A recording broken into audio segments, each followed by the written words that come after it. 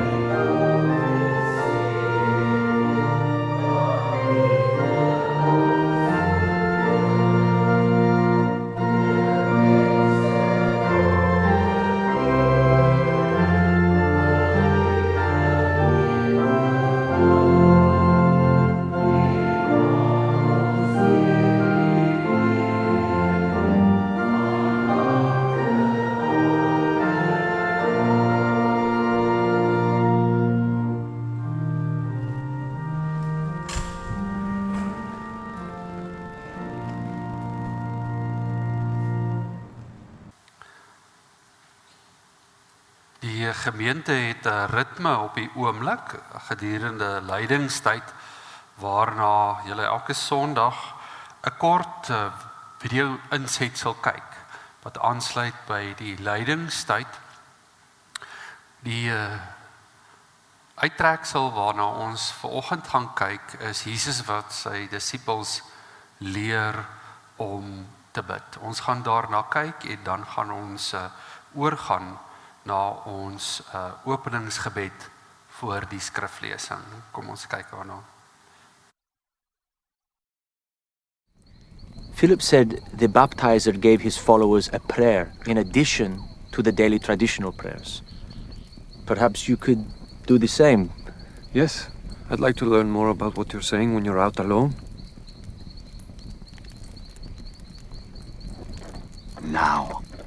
Now you're behaving like true students. This is what I like to see. And prayer is the first step in getting the mind and the heart right. It's why you see me go to it so often. So teach us to pray like you do. Please.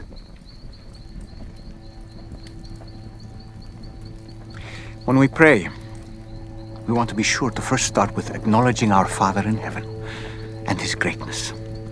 So you can say, "Our Father in heaven, hallowed be your name." And we always want to be sure to do God's will and not our own.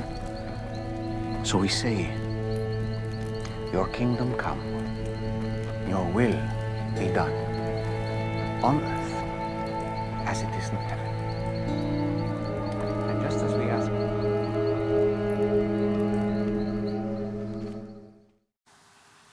Kom ons bid saam. Ons Vader wat in die hemel is, geheilig is U naam. Laat U wil geskied, in die hemel net so ook op die aarde. Here, ons dank U vir vanoggend. Ons dank U vir lewe. Ons dank U vir gesondheid. Dankie dat U 'n lewenspad saam met ons stap en ons nooit alleen is nie. In 'n lewe in 'n wêreld wat so ver verwyderd van U af is dit vir ons belangrik dat wanneer ons by mekaar is, dat ons U sal sien. Dat ons U sal beleef en die grootheid van U liefde naby aan ons kan kom voel. Dis hoekom ons nou bid en vir U vra om ons te lei in hierdie diens. Help ons, Here, om verby die hakkelende woorde van 'n mens te kyk, maar dat ons onder die geklank van U woord en die prediking diep na binne sal reis in onsself. Dat ons gaan soek dit wat die Heilige Gees vanoggend vir elkeen van ons wil oopbreek uit dit wat ons gaan doen. In dit alles mag ons bewus word van die ongelooflike liefde wat daar is in Jesus Christus. Maar laat hierdie besef van U liefde en U grootheid deurspoel tot in ons lewe, sodat dit ons handel en ons wandel sal aanraak. Soveel sodat daar nie meer 'n deel is in ons lewe wat ons net vir onsself hou nie, maar dat elke aspek van ons menswees deur U gevorm en gemaak word. Gebruik ons dan, wanneer ons hier uitgaan, juis as U instrumente, om 'n lewende hoop, 'n lewende werklikheid te wees in hierdie wêreld. Daarvoor het ons U Heilige Gees nodig en bid ons vir sy leiding. Ons doen dit in die naam van Jesus Christus. Amen. Ons is in die evangelies vanoggend. Dis die evangelie van Lukas. Lukas wat 'n dokter was, ek wil amper sê hier is 'n doktersvoorskrif vir jou vanoggend. En ek gaan as deel van ons lydingstema en die lydingstyd waarin ons is, die reisverhaal van Jesus begin lees, waar hy op pad is na Jerusalem, op pad is op hierdie stofpad, na hierdie plek, Jerusalem, waar hy veroordeel sal word, waar hy fisies, emosioneel, liggaamlik geestelik gaan lei, waar hy op die ou end van die dag sterwe voor sy opstanding. So ek lees vir ons Lukas 13 vanaf vers 31. Juis op daardie tydstip het sommige fariseërs vir hom kom sê, gaan weg, vertrek hier vandaan, want Herodes wil u doodmaak. Maar hy antwoord hulle, gaan sê vir daardie jakkals, kyk, ek dryf vandag en môre nog demone uit en maak mense gesond. En op die 3de dag bereik ek my doel. Maar ek moet nog vandag en môre en die volgende dag verder gaan, want dit kan nie gebeur dat 'n profeet buite Jerusalem omkom nie. Jerusalem, Jerusalem, jy wat die profete doodmaak en die stenig wat na jou gestuur is. Hoe dikwels wil ek jou kinders bymekaar maak, soos 'n hen haar kuikens onder haar vlerke, maar julle wou nie. Kyk, julle huis word vir julle verwoes agtergelaat. Ek sê vir julle, julle sal my beslis nie weer sien nie, totdat die tyd aanbreek, dat julle sal sê, geseënd is hy wat kom in die naam van die Here. Net tot sover ons skriflesing saam vir ons fokus vir vanoggend. Lyding is vir niemand maklik nie, en die meeste van ons probeer dit te vermy. Wat nie sleg is nie, dit is 'n goeie ding. Maar ons lewe in 'n kultuur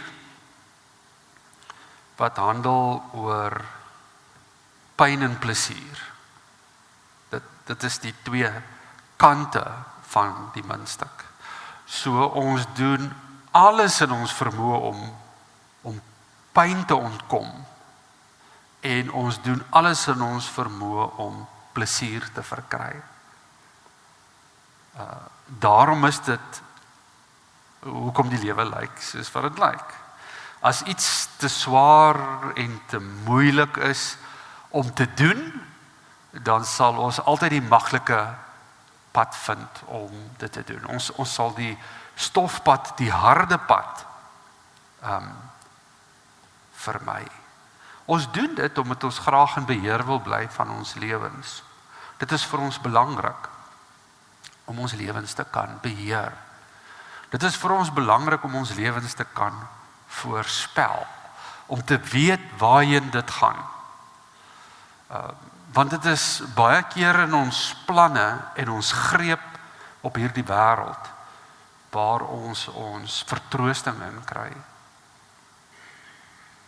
Maar dit is nie wat ons sien in die teks nie.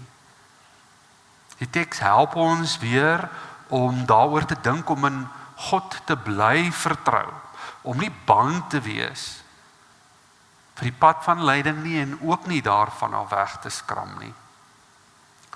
Ek bly op die oomblik in 'n huis wat heeltemal te groot is vir my, en ek kom ook nie eers meer by al die onderhoud uit wat daar gedoen moet word nie. Besluit ek vir myself, nee, dit is tyd om na 'n kleiner plekkie toe te gaan en af te skaal.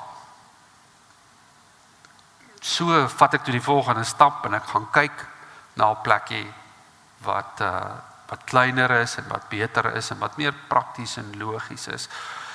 Tot my eie verbasing ontdek ek toe 'n verskriklike groot angs in myself. 'n vrees wat sê, "Joh, ek kan nie, ek is nog nie reg hiervoor nie. Ek wil hierdie nog nie doen nie." Tog weet my verstand, dit is wat moet gebeur.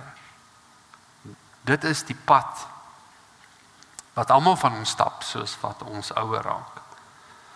soos wat ons jare aantel en groter. Dis nie dat ons nie die pad nie ken nie. Ons is gewoonlik nie gewillig om so maklik daardie pad te stap nie. Om daardie pad te kan stap beteken dat 'n mens in alle waarskynlikheid van 'n klomp van die beheer wat jy het oor jou eie lewe gaan moet afstand doen. En dit gebeur soms as jy nie daarvan kan afstand doen nie. Dan help die Here jou om afstand te doen daarvan op een of ander manier. Daarom is dit belangrik dat ons God moet vertrou. God moet vertrou in alles wat met ons gebeur. Nie net die groot dinge nie. Ons plaas baie keer ons vertroue net in die Here sodat hy ons eendag in die hemel moet kry. Maar as gelowiges vertrou ons God vir elke dingetjie in ons lewe. Selfs die kleinste goedjies wat vir ander nutteloos en onbelangrik is vir God belangrik saam met ons. Daar is 'n soort vertroue wat maklik is. Ons vertrou God die meeste van die tyd vir dinge. En dit is maklik wanneer die lewe oop lyk en wanneer daar antwoorde is in 'n bepaalde rigting is.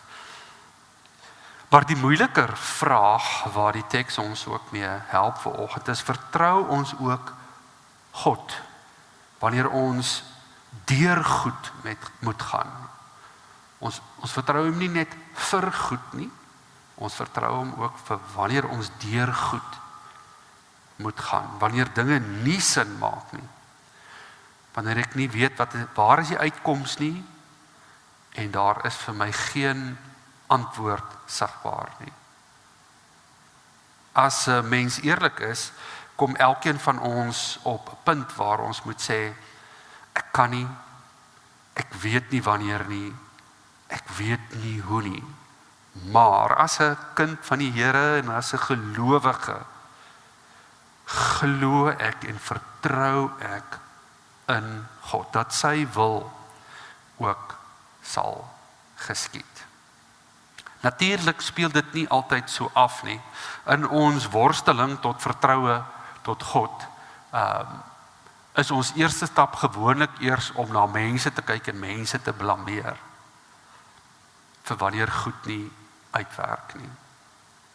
Krities te wees om ergens 'n scapegoat te kry of die blame op iemand anders te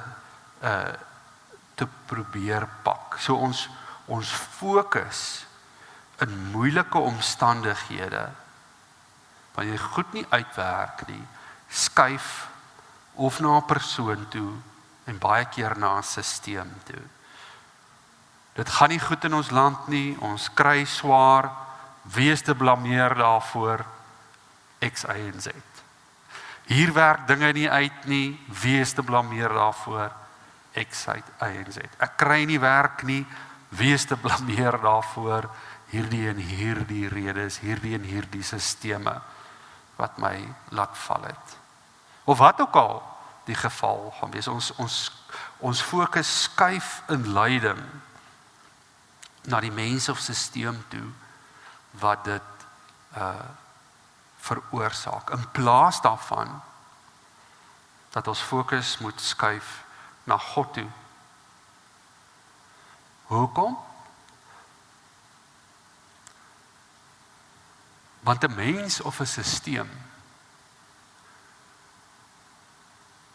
kan nie regtig vir jou gee wat jy nodig het nie. Net God kan. As jy jou vertroue plaas in mense se stelsels, kan ek jou nou waarborg, dit gaan teleurstel. En jy gaan konstant teleurgesteld wees. Jy gaan die hele tyd voel die wêreld skuld jou iets. Die lewe skuld jou iets. Maar dit is nie 'n weg vorentoe nie. Wanneer doen net twee goed aan jou, dit maak jou kwaad, en as jou woede daaroor bedaar het, dan maak dit jou verbitterd.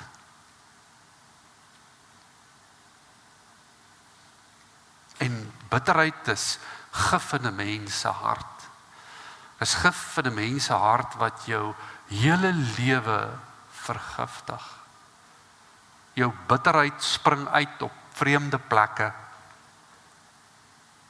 Op plekke waar jy mense hanteer en die manier waarop jy mense hanteer wat eintlik vir jou lief is en wat vir jou omgee. Spring daardie bitterheid ewe skielik in daardie oomblikke uit. En dan doen 'n mens en sê 'n mens goeters wat nie gepas is of fatsoenlik is nie. En dan kan jy altyd vra, maar waar kom dit vandaan? Waaroor is ek bitter? Waaroor is ek kwaad? Is dit omdat ek na mense kyk? Dit wat mense my doen, dit wat mense my aandoen, die bedreiging van die wêreld? Of is dit vir my moontlik om daar verby te gaan? Ons het hierdie pragtige teks in Lukas. Jesus praat met die mense, die skare, sy disippels, daar's 'n klomp mense wat hom volg.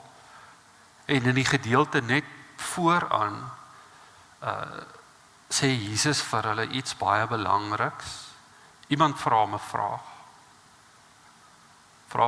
Hulle vra vir die Here, gaan daar eendag baie mense wees wat dit gaan maak en gaan die hemel toe gaan? Dis die vraag. En dan sê Jesus, daar's 'n smal weg. En nie almal gaan daarop loop nie.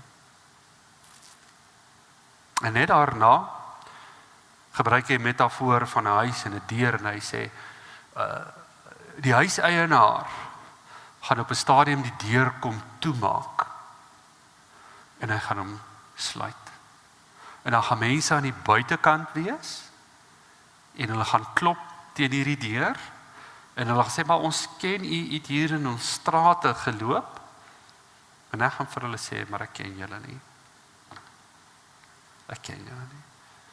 En dan praat hy van 'n oordeel, iets waarvan ons vandag se tyd eintlik nie meer hou om in die kerk van te praat nie. Hy praat van daar sal 'n geween en 'n geknars van tande wees. Wat Jesus sê is, die deur is oop, hy is vandag oop. Enigeen kan daar aangaan. Enigeen. Jy kan daar aangaan. Dis nie vir jou toe nie. Dit is vir jou oop. Maar daar sal 'n dag kom wanneer jy nie meer ingesluit sal word nie. Indien jy nie deur daardie deur stap nie. Daar sal 'n dag kom dat daai deur toegemaak word.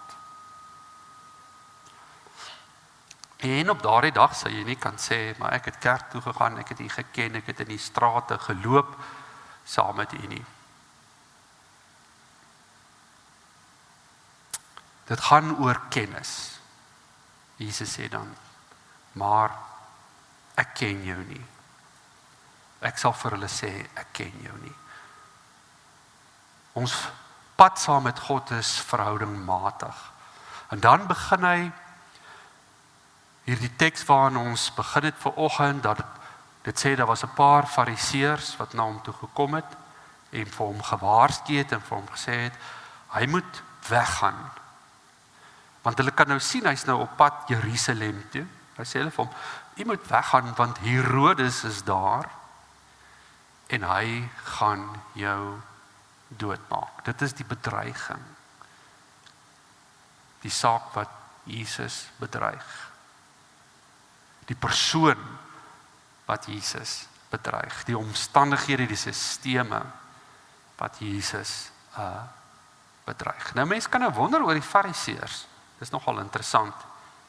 Hoekom het hulle hom kom waarsku? Was hulle intensies goed geweest? Dalk was daar 'n paartjies van hulle wat regtig besorg was oor Jesus en wat volgelinge van hom begin word het, of wat dalk nog op die rand gesit het en besluit het, hier is iets, ons is net nie seker, moet ons hom volg of moet ons hom nie volg nie, en hulle kom waarsku hom. Dit kon wees, dat daar wel van die fariseërs was, wat regtig besorg was oor Jesus. Of het kon ook wees, dat van die fariseërs hom wou afgeskrik het, dat hy nie na Jerusalem toe moes gegaan het nie.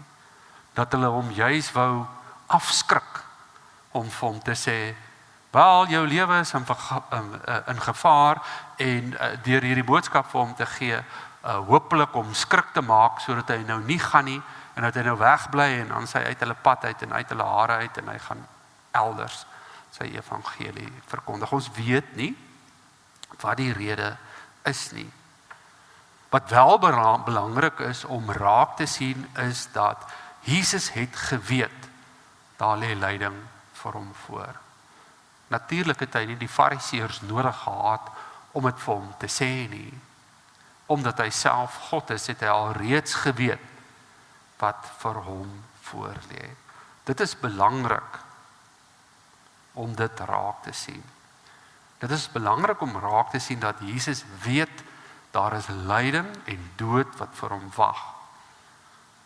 Maar hy doen nie die ding wat ons doen van pyn en plesier, en draai weg daarvan af nie. En loop weg daarvan af nie.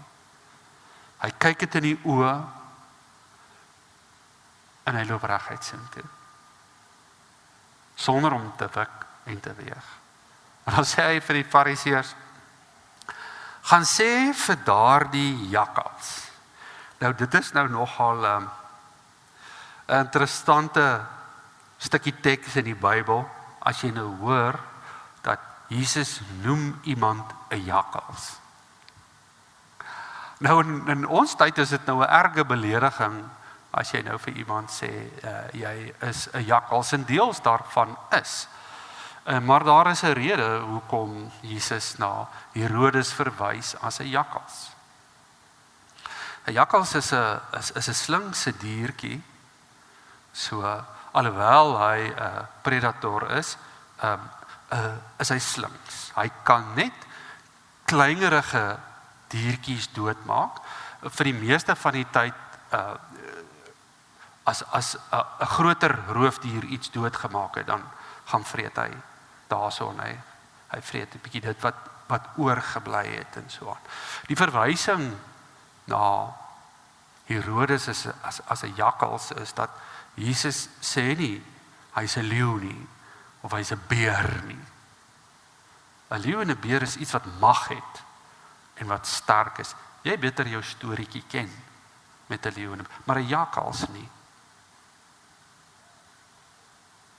'n Jakkals het beperkte mag. Hy is nie so sterk soos 'n leeu nie. Wat Jesus probeer sê is, Herodes lyk of hy mag het, maar hy het nie.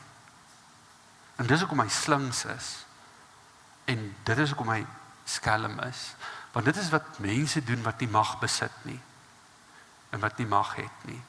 Hulle moet manipulerend werk. Hulle moet hier agter en daar agter, deur slinkse plannetjies en sluheid, moet hulle take uitvoer. Want hulle is nie 'n leeu nie, hulle is 'n jakkals. Jesus, in wie daar werklike krag en mag sit, skrik nie vir die jakkals nie. Sê nee wat, Herodes is maar net 'n jakkals. Die wêreld se dreigemente lyk groot. In alle waarskynlikheid, as jy deur lyding gaan op die oomblik, en persoonlike lyding van watter aard ook al, dan lyk dit groot. As jy aan Jesus Christus vashou, weet dis net 'n jakkals. kan slings wees, kan jou probeer oortuig, jy is daarmee heen, dis jou einde, daar is vir jou geen toekoms meer nie. Wat die gedagtes is, wat hy ook al binne in jou plaas. As 'n kind van die Here kan jy sê, nee, jy het nie mag nie, jy het nie gesag nie. Ten minste nie oor my nie. Dalk oor die wêreld. Dalk kan jy die wêreld skrik maak en bang maak, wat dit ook al is. Selfs al is dit jou eie gesondheid. Wat vir jou sê, dis jou einde. So ja, ek is nie bang vir hierdie lydingspad nie. Dis maar net 'n jakkals. Ek hou vas in die een wat mag het en wat krag het. En dan sê Jesus, vandag, môre en die derde dag sal ek aangaan. Ek sal aangaan om demone uit te dryf en ek sal aangaan om mense se gesond te maak. Ek sal aangaan met my taak wat God vir my gegee het vandag en môre en die derde dag. En hy verwys baie spesifiek na die derde dag om daarmee die aandag daarop te vestig, omdat hy geweet het hy sal die derde dag opstaan uit die dood wanneer sy werk voltooi is. Ek doen dit wat God my voorgestuur het. Ek stap hierdie pad, lyding of nie lyding nie. Ek het 'n bepaalde taak. Daar is werklike mag en gesag in my. My mag en gesag is nie om mense te manipuleer nie, om mense te onderdruk nie, om op slinkse maniere goed uit te voer nie. My mag en gesag lê in my liefde, in my genade, in my regverdiging en in my versorging. Anderste as die mag en die gesag wat hier rode is in die wêreld rondom ons hou. En dan draai hy na Jerusalem toe, kyk die lyding in die oë, die pad wat hy moet stap. Later sal hy met 'n donkie inry in Jerusalem uit. Mense sal skree, Hosanna, Hosanna. Ironies, Hosanna, Hosanna. Geseënd is hy wat kom in die naam van die Here. Dit is hoe ons teks eindig ook. Ek dink is in vers 35 sê hy, julle sal my nie sien voordat julle sê, geseënd is die een wat kom in die naam van die Here nie. Maar vir hulle wat hom sien as hy met die donkie inry, is dit ook maar net lippetaal. Daarom sien hulle hom, hulle sien hom ook nie werklik nie. Hulle sien 'n Messias wat dalk soos hierdie jakkals met mag en met allerlei politieke insette, militêre mag kom oorneem.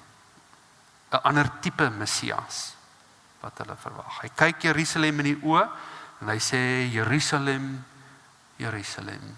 En in daardie woorde, in die herhaling van daardie woorde, lê 'n groot stuk emosie vasgevang. Dit gaan nie net oor die woorde wat daar sou staan nie. As jy dit lees, hoor die hart van God wat besorg is. Jerusalem, Jerusalem. 'n Vaderhart wat besorg is. Die stad van God, die sentrum van geloof. Sy kerk op aarde. Maar ook die plek waar die profete deur die geskiedenis doodgemaak is. Elke keer profeet na profeet. Jerusalem, die volk Israel, het 'n geskiedenis. Hulle het 'n track record dat hulle die profete van God verwerp en doodmaak. Die een na die ander een. God stuur keer op keer 'n boodskapper, keer op keer 'n profeet, keer op keer draai hulle weg van God af. Daarom verwerp hy hulle. Sy besorgdheid gaan verder in 'n pragtige beeld wat hy gebruik van 'n hen. Hy sê soos 'n hen haar kuikens, hoeveel keer wou ek soos 'n hen wat haar kuikens onder haar vlerke bymekaar maak, julle bymekaar maak. En dan daai belangrike woorde, maar julle wou nie. Julle wil nie. Ek wil julle bymekaar maak, ek roep julle. Dit is 'n interessante, 'n hoender is vir my 'n interessante ding, as jy nou al ooit, as jy nou weet van 'n plaas, of jy het al ooit hoenders gehad, en met 'n hen wat kuikens het, so sy sal daar so loop en kloek, kloek, kloek, en die kuikens sal hier rondom haar wees. En van hulle wat so 'n bietjie avontuurlustig is, sal 'n bietjie verder hardloop, maar hulle luister die hele tyd, waar kloek sy, sodat hulle haar kan vind. En dan, as sy gevaar sien, dan maak sy 'n ander kloekgeluid. Dit klink so 'n bietjie anderste as die ene wat hy en dan weet hulle moet kom. En as hulle daai kloekgeluid hoor, dan hardloop hulle en hulle kom onder haar vlerke in. Die ding van 'n hoender en 'n hen is, dit is nie 'n dier wat homself regtig kan verdedig in die natuur nie. Dit is 'n baie weerlose dier. Hy kan hom beslis nie verweer teen 'n jakkals nie. So 'n jakkals kom en hom aanval, is al wat sy kan doen, sy kan net haar kuikens onder haar sit. En wat dan gebeur is, die jakkals sal haar byt en nie die kuikens nie.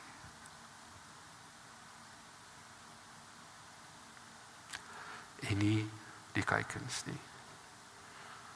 Die beeld van die hen van God, van Jesus Christus wat ons wil by mekaar maak, is nie in kontras met die jakkals wat sê dit is nog 'n swakker dier nie. Nee.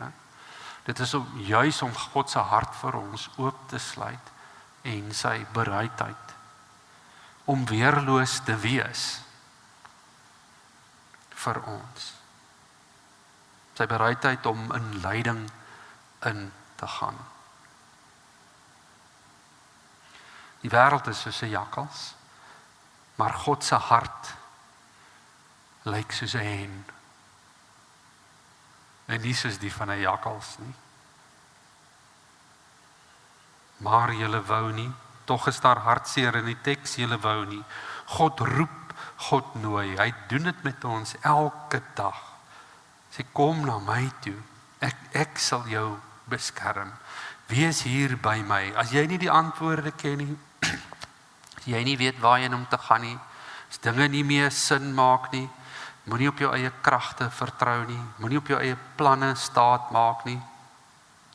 Kom na my toe. Selfs al is dit 'n pad van lyding, ek sal jou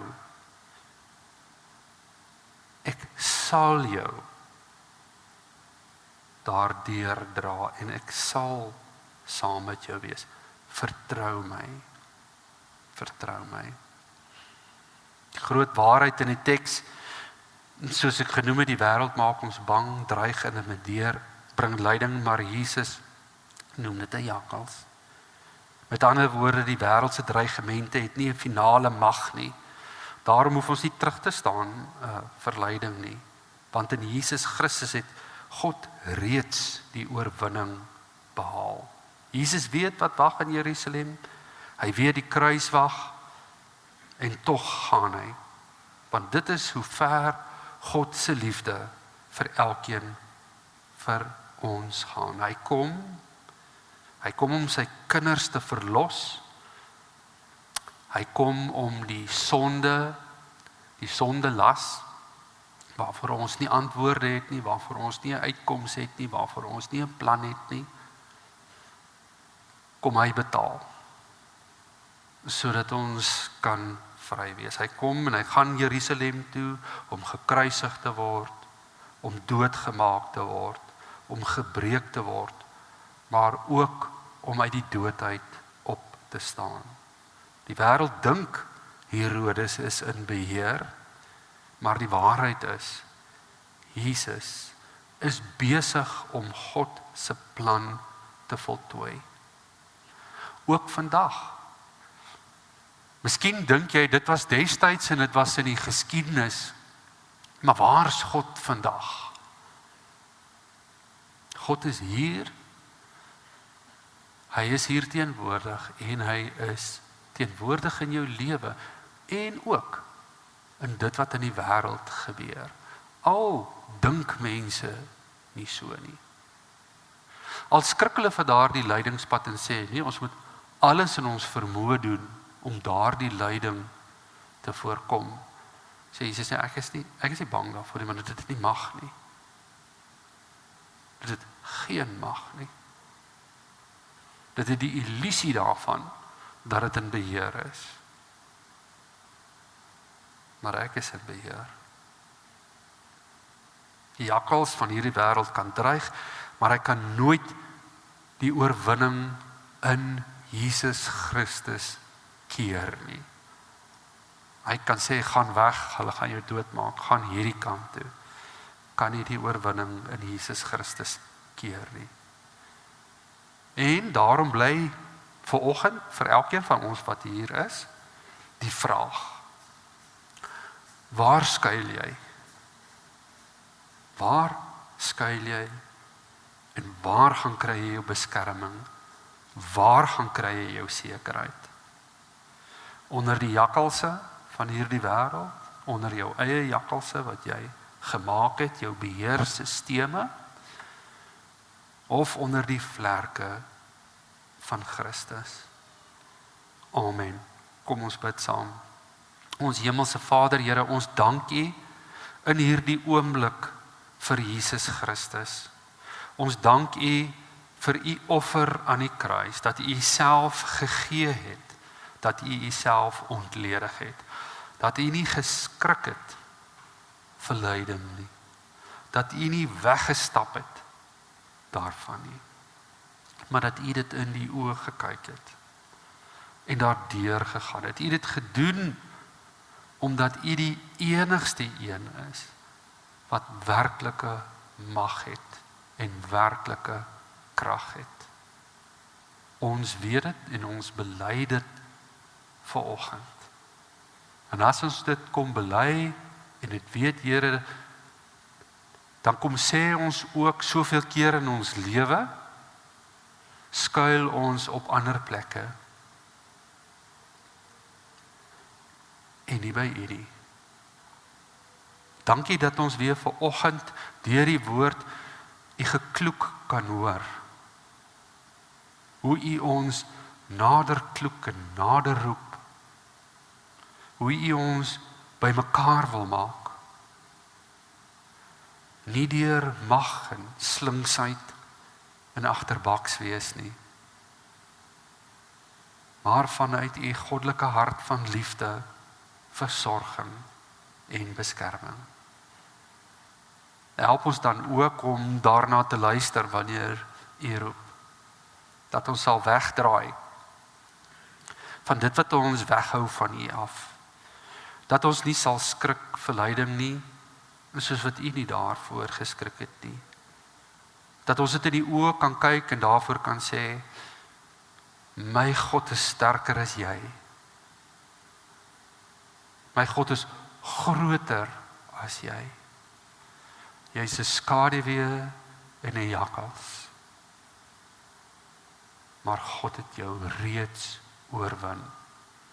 Mag hierdie gedagte ons harte en ons gees oplig, ons sterk maak, juis sodat ons 'n verskil kan maak in hierdie wêreld. Mag die Gees met ons wees. Amen. Baie dankie. Ons slotlied vir oggend waarmee ons afsluit, kom uit die liedboek uit, dit is liedboek 470 en ons sing verse 1 en 4 waarna ons die seën sal uitspreek.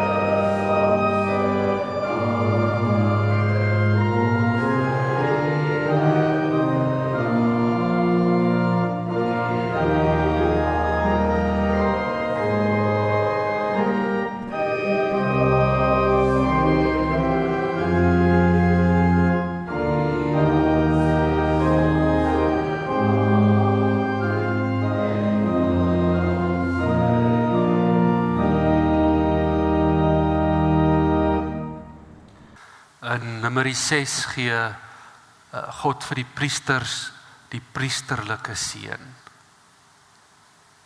En hy sê vir hulle, elke keer as my volk so by mekaar kom, moet julle hulle so seën. Dit wys weer vir ons God se hart. God wil jou seën. Ontvang sy seën vanoggend. Die Here sal jou seën en die Here sal jou behoed. Die Here sal sy aangesig oor jou laat skyn en jou genadig wees. Die Here sal sy aangesig oor jou verhef en aan jou sy goddelike vrede gee. Ontvang hierdie wonderlike seën van die drie-enige God, Vader, Seun en Heilige Gees. Amen.